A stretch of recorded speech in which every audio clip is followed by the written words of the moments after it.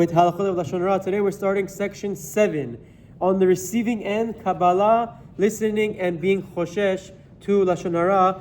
The author breaks it into 3 categories: Kabalat Lashon Hara, being choshesh for Lashon Hara, and listening to Lashon Hara. So we're in category number 1, receiving end, Kabalat Lashon Hara, accepting and receiving Lashon Hara, and believing Lashon Hara.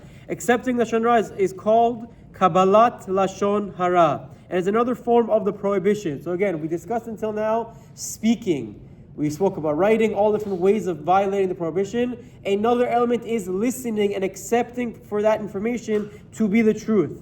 It means accepting negative information that one heard from another as truth, whether it's related to a deficiency ben adam lamakom or ben adam lechavero, regardless of what the deficiency is. If I hear something negative or derogatory about someone else and I believe it, that's Kabalat Lashon Hara, that's accepting Lashon Hara, and it is an isur, and it's a violation of the prohibition of Lashon Hara, which thereby lowers his opinion of the subject. So again, it needs to be something that's derogatory that makes me look at the subject in a lower way. One who is mekabel Lashon Hara, someone who accepts Lashon Hara, transgresses lo tisa shema shav.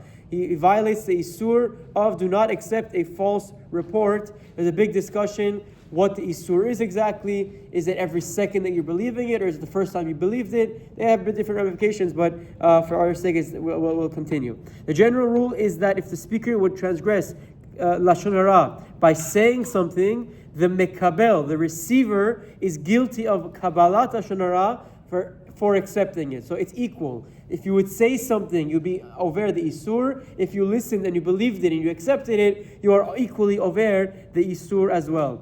This includes Lashon Hara communicated via writing. This is a very important clause.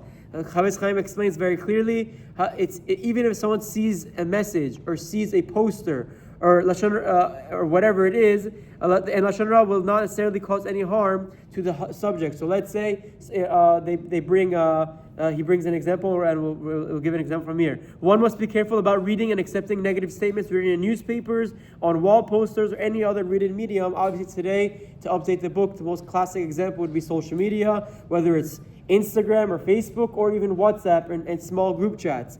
I think that it's a challenge that it never existed before because it's so easily accessible. One forward of a message, one screenshot, and a forward is the epitome of the Isur of Lashon Hara. Again, this applies to accepting whether you heard it or you read it. If you believe it, it's an Isur. We'll continue with these halachot in the upcoming days. Have a wonderful day. Chazak u'baruch.